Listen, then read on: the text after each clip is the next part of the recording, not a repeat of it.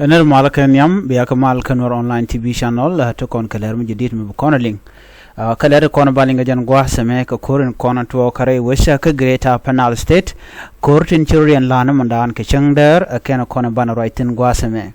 kan kono niam railer kan me mi jirama jadid kanwar online TV channel gore jan wujin der subscribe kader notification bell der jetwan ko de la titi de kan chamala shup gwasintin gor kon keno de koten en ler ban lat ke jen gwasame tan dan shikori to waje men jikir ma yadit she de ni agwelek force kana bishop chaga jakre which dan ante nuatik ten ka ulang kana nasser no en koran yito wala kormedit along jen gor no banyo ka ye kelo ke jen gwasame ban madan yo lat ban jeling gor no bi nyo nas ko ken gwasame shukuma kirma yadit shedine ka shedine nuari shaka mak ki dine ka point kirma yadit nuari shaka mak are which ka ulang ka doma jan gwa dan ci riyak moja toktin which mishal ke nyantor jan which dan en chama ka ni de kontila dine agwele force kan ter la kan abisho kala dine jane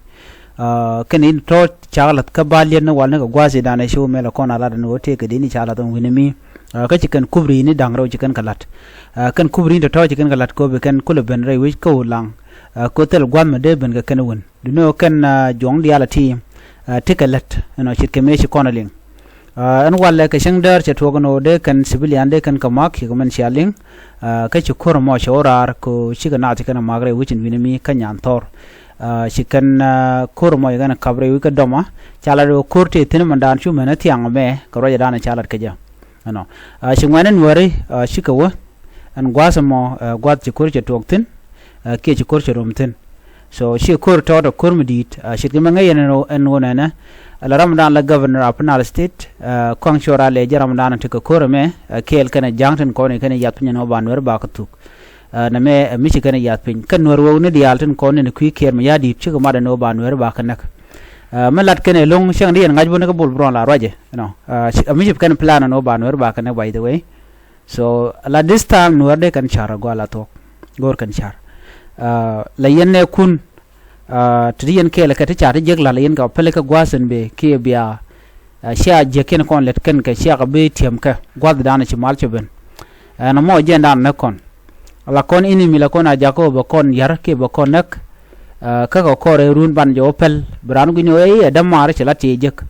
no an koran kon to bakir ma yadi te kam no re chicken kwere mala ka kwere ti chi wi gur she kwak ti ne ku chi kwak no ba nak en de kir ma yadi mi ga ne te nong mala tok en la de da ne chalat ke je ne te kon ti la no re jiëc la hali chala de unify force abe Unified force lo kirma yadi de no kwa deploy ko kirma yadi te wi dang doctor ko target te lada no te jas pele mayo tegten Western Equatoria kel Western Bargazal ro dio de jen Greater Penal State no kan go te kan go ko ne target ke tegten so on tema target men yam men che gorre ba tu ko no men ku so Sudan mo karol chu men wala mo kontin no so Sudan te ko kor cha ku mes pele mayo cha jama ka kum kirma yadit o shirek cha tuɔɔkä Greater Penal State ano kuine kon kel ke kirma yadit de Nuer kon ku kene o malat ka me kir plan a free plan mishare le ka ko ba Nuer ba kanak when they are done with Nasser buka jien yok buka we dadien it's not about originality pin kirma yad na me ethnic cleansing from kirma yadit kirma yadit da kwar mu ko na 2013 kwala kun mila win wala bu me jamo ramna gene shiang sha de ngene no ram je tene la de fact bu ko e cho kirma yadit e chering ma char cheluk by the way chering ma char chang cha gu ne dial na me don wer